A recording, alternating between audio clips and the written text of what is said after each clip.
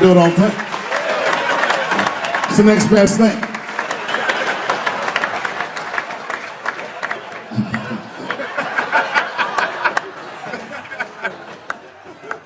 Oh, yeah, you kids don't know. Your generation is just determined to be angry, mad. Everybody's mad. Back when we were growing up, only black people were mad. Now, everybody's just trying to get in on the act. I try to think to myself, when did everyone get mad? And then I realized this happened before we were born. This is a long way to go, but probably started in the Second World War. Think about it.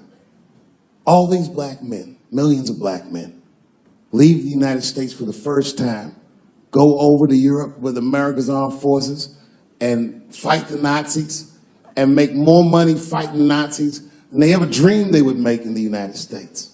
And a lot of those men, while they were in Europe, just to be real, not to be crass, a lot of them probably got their dick sucked by white women.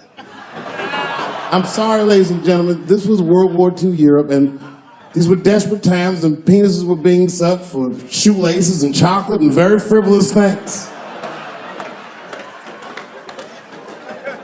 And it's very hard to come back to America and sit on the back of the bus after you've been in the south of France getting your dick sucked for a Crunch Bar or some crazy shit like that. That's a life-changing experience. And while that was happening in Europe, here in America, for the first time, women entered the workforce en masse by the millions. All the men were gone. Someone had to run the factory. The ladies did it. That's right. This was the first generation of American women to have independent income en masse. And when the men came back, the women weren't the same. American women had grown. They were uttering phrases that no woman on earth had ever spoken before. Things like no and shut the fuck up and I don't feel like it.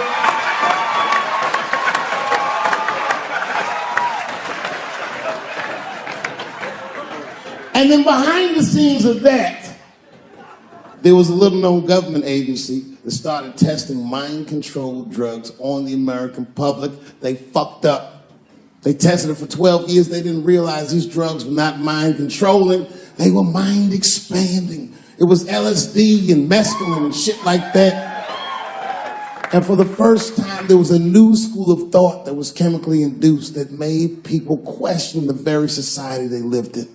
By 1960, the President of the United States was only 42 years old. Can you imagine? DMX is older than that.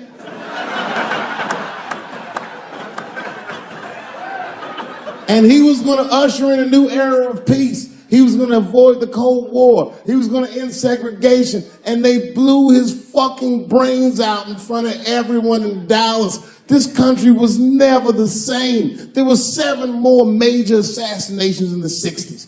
Anyone that stood up and said anything was shot down the streets like a fucking dog. Kennedy, King, X, Evers, on and on. You didn't even have to be famous. You could be a college student at Kent State or Mississippi protesting the Vietnam War, and they shot them too. The 70s were a wild era. And while all this was going on, Bill Cosby raped 54 people. Holy shit, that's a lot of rapes, man.